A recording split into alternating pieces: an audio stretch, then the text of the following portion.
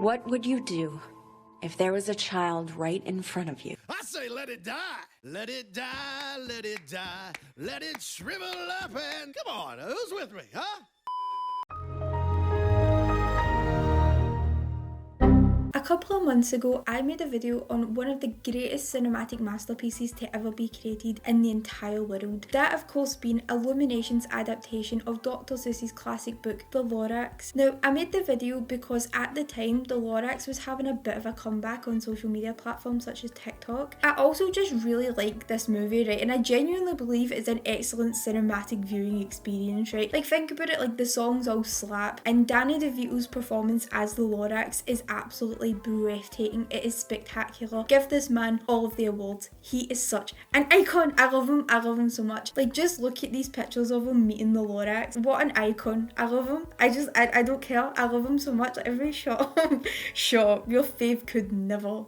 When I made the video, it kind of made me aware of how big of a cultural phenomenon the Lorax was when it was released and how much of a phenomenon it was becoming in recent times. However, nobody could have prepared me for how culturally significant and iconic this movie would become in recent months. Like, this movie has become such a phenomenon that is bigger than anyone could have ever imagined it to be, that it has genuinely sucked everyone within our society into the Lorax pipeline. I began to notice that this was the case as I have been absolutely bombarded with Lorax TikToks and memes for months now, but these Lorax TikToks and memes are flooded with Lorax stans and fans and have absolutely insane numbers of likes on them. So I know it's not just me who has been sucked into this pipeline, everybody else seems to be in it as well, and we're all having a splendid time. However, although being within the Lorax pipeline brings us all a lot of giggles, right, it also got me thinking about a lot of things to do with the Lorax movie and the pipeline itself. Now, since the Lorax was released, have we truly ever been able to escape the Lorax pipeline? And the simple answer to this is no, we haven't. This movie will not leave us alone. And what is it about this movie that is so intriguing to people? Like, why are we so intrigued by this movie as a society? Like, think about it, like, all of these movies have came and gone over the years, but the Lorax, the movie that was released a decade ago, still sticks in people's minds as one of the greatest cinematic experiences of all time. So in today's video, I want to try and answer these questions, and to do this, we're going to go through the Lorax pipeline together and figure out once and for all, why won't this movie just piss off? Now, for the uncultured people among us, I'll go over what the Lorax is and how the 2012 adaptation came to be. Now, the Lorax was a book written by Dr. Seuss and was released back in 1971. Apparently, it was actually Dr. Seuss's favourite book that he'd ever written, and claimed that he liked it as it gave him the chance to speak about industrial, economic and environmental issues. Now, the plot of the Lorax is basically about a young boy who lives in this like polluted town and wants to know why his town is just an absolute cesspool of nonsense. And so basically he goes to find the Onceler. He's the man behind the slaughter of the trees. Now, the Onceler tells the boy about the story of the Lorax and his interaction with the Lorax, and basically reveals to the boy that he is the biggest, baddest whore to ever live, and that he is the reason for the slaughter of the trees. Now, just a side note, right, I don't understand how you fools can simp for this man. Like, he is the man behind the killing of hundreds and thousands and billions of trees. Like, what is wrong with you people? Like, oh my god, Jesus Christ, like, why are you not simping for the Lorax? Like, why are you simping for the Onceler? It makes absolutely no goddamn sense. Like, what is wrong with you people? Now, after telling a story about his interaction with the icon that is the Lorax, he gives the boy the last ever tree seed, and the trees are then saved. Now, there are two animated versions of this story, with one being released back in 1972 and the other being released in 2012. Now, the 2012 version of this story is where the memes and stuff come from for the most part, and it will be the one that we specifically talk about throughout this video. Now, the 2012 movie was incredibly successful and has an absolutely star-studded cast, including Ed Helms, Zac Efron, Taylor Swift, and of course the bald god that is Danny DeVito. Now, when Illumination decided that fateful day to go forward with creating the Lorax movie, they had absolutely no idea the cultural impact and the cesspool of Lorax content that would be produced as a result. They had no idea that they were about to create an absolute godsend of a movie. So let's dive into the Lorax pipeline and figure out once and for all, why won't this movie piss off? And why is it so goddamn iconic? Now, I actually spoke about this in my last Lorax video, which again you should watch because it is very epic, right? But I'll go into a bit more detail about it because I think it's important to establish where the Lorax pipeline truly began. Now, I'm so sorry that I'm the guy that has to tell you about what this is, right? But it's an important part of our human history, and I think that somebody has to have the guts to talk about it, you know? So basically, just for some context, right? Tumblr is a very spooky social media platform that was founded in 2007. The platform was home to a lot of different fandoms and was a place where people could post content related to their different interests. Sounds very wholesome, but it turned into an absolute cesspool very quickly. So it was also a place for artists to post their fan art and stuff like that and find other people with similar interests to them. And again, it sounds very wholesome, but that isn't how it just took an absolute strange turn. If you're aware of Tumblr or just know about the internet in general, then you know that they took that wholesome idea and turned it into an absolute whorefest very quickly. Now, the reason why it turned into an absolute whorefest and absolute nonsense broke out was because these artists would basically take the strangest characters and would turn them into big yummy men. They turned characters such as Bill Cipher from Gravity Falls and Sans from Undertale into big beefcakes. You could not escape it. It was absolutely everywhere. God have mercy on my poor eyes. However, one of the biggest phenomenons to come out of this trend with the yummification of characters, if you will, was that of the Winsler. People drew fan art of the Winsler depicting him as a big yummy individual. However, they didn't stop there. Now, in fandoms, like no matter what they are, right, no matter what show, even the most insane show you could think of, the most out there show you could think of, people's favourite thing to do is to ship different characters, right? However, in the Lorax, there aren't many people that you could ship the Winsler with. Like, you could probably ship him with the Lorax, I'm sure some people do, but it's just a bit weird, isn't it? You know, it's a bit bestiality kind of vibes, you know? So basically, because there was no one to ship the Winsler with, people began, and brace yourselves for this, right? People began to ship the Winsler with himself. Now, the people within this specific part of the fandom would refer to this phenomenon as wincest, and I can't even believe I just read those words out. I ripped my vocal cords out so I never have to talk about this again. Like, even Ed Helms, who voiced the Winsler in the movie, like the guy from The Office, right? Like, he was made aware of this trend, like in an interview, like he was made aware that this is a thing. And like, I just can't do this anymore. Like, you guys need to stop, man. You guys need Jesus. You guys need Danny DeVito. You need to stop. Now, you would think that that would be it and that everybody's obsession with the Winsler would die down. However, this was just the beginning with the world's obsession with this goddamn character. Now, although the Tumblr yummy man trend died down a bit, the obsession with this character absolutely did not. Now, people would and still do make edits of him, they'll cosplay as him, they make fan art of him. People are just obsessed with this character and they just think he's like an incredibly yummy man. However, it isn't just the character's looks that became a cultural phenomenon.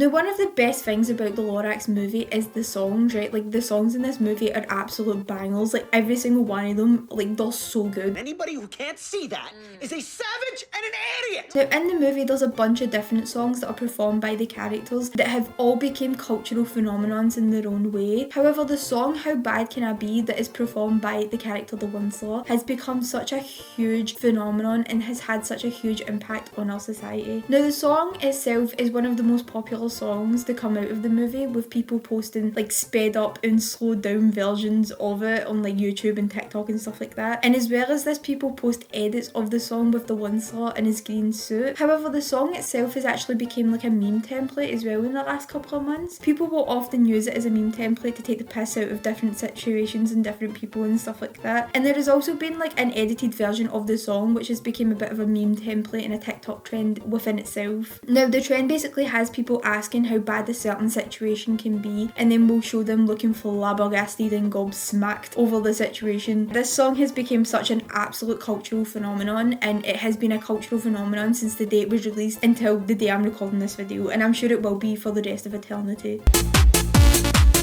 Now, the song Let It Grow is sung by all of the characters at the end of the movie after Ted brings the tree seed back to the town. Now, the song is an absolute banger, and I'm so happy that it is finally getting the recognition it deserves. This is actually like my favourite song in this whole movie. Like, it's so good. Now, the song has become a trend on TikTok with people using versions of the song, like with the bass blasted and stuff like that in their videos. Some not even relating to the Lorax. Like, people just use this song now. Like, it's just became a phenomenon within itself. Even outside of the Lorax pipeline, it is actually seeped into other parts of society. The Lorax is just expanding. It's crazy. Now, there was also this meme on TikTok of people giggling at the way this character dances while the song's playing, and this resulted in people cosplaying and dancing and also copying the dances of other characters in the background of the song, and that was like a huge phenomenon on TikTok for like the longest time. However, I think one of the biggest memes to come from this is the Let It Die meme. Now, I also spoke about this in my last video as well, but so much more has happened with it since then. Now, the I'd Let It Die part of the song is sung by the villain and the absolute biggest icon in the whole movie, apart from the Lorax, of course, Mr. O'Hare. Now, Mr. O'Hare is the villain within the movie, right? Like, he's the big bad guy, and he's also the tree's biggest hater. So in the song, when everybody's talking about letting the tree grow, Mr. O'Hare is basically trying to convince everybody that they should just let it die, and that's where this part of the song comes from, because it's so iconic. I love it so much. But after this, the townspeople basically banish him from the town, and there have been so many memes made from this concept of him being banished, and just this scene in general is just so memed and so iconic, and I love it so much. It is genuinely one of my favourite cinematic moments. Now, this audio has also been used as a meme template and has also been used as a way for people to show their appreciation for Mr. O'Hare by cosplaying as him, and I think that is just so iconic. It is so iconic that this character is finally getting the recognition that he truly deserves.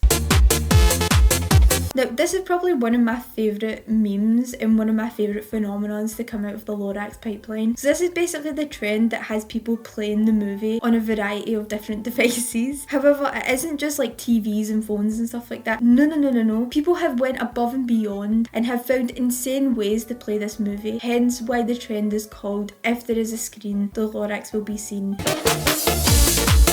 Now, the band Roar released their song Christmas Kids back in 2010, and the song has gone on to become incredibly TikTok famous and brought the song into the spotlight again. However, it went from being like a serious trend where people used the song to vent about their personal issues to being used to go along with this scene from the Lorax of the Lorax flying away from the onslaught. People began to use the scene of the Lorax flying away after the last tree was cut as a meme template of the Christmas Kids song playing in the background. However, people began to make memes of that meme, and it kind of became like a whole meme inception, a whole Lorax inception, if you will. Now, the people making the videos would suggest that they personally knew the Lorax, and this caused people to flood the comment sections with comments like this, and it also resulted in people creating accounts pretending to be the Lorax, suggesting that the person making the video didn't in fact know the Lorax, which is just crazy because why would anybody lie about that? I miss this trend and I wish it would come back, so if anybody's watching this, like, gotta just please start making their memes again because they're all so funny. Like, I don't care if it's dead.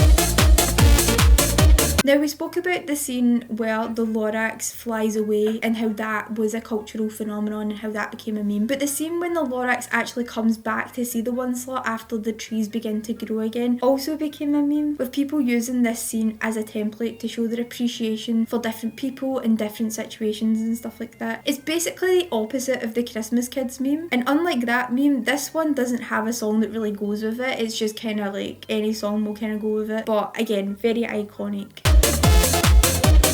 Now, I've kind of touched upon the fact that people use this movie as inspiration for their art. I really do think that the Lorax like fan art and like kind of just fandom in general kind of deserves its own section. Now, people of course draw the characters and stuff like that, but they also make art using the characters as well. It's very, very avant-garde, very iconic, you know. Now, people also create edits and stuff like that, kind of what I was talking about with the onslaught, but they do it with like all different types of characters from this movie, including Granny Norma and both the Lorax, and they also make cakes of the Lorax as well, which is like one of my other favourite trends. Like, it's just so iconic. And they also like to cosplay as the different characters as well. Now, I have also spoken about the cosplay, but I think it's important to highlight that people don't just dress up as like the onslaught. As I said, they do dress up as like Mr. O'Hare, and they also dress up as like other characters. Like, they genuinely dress up as everyone.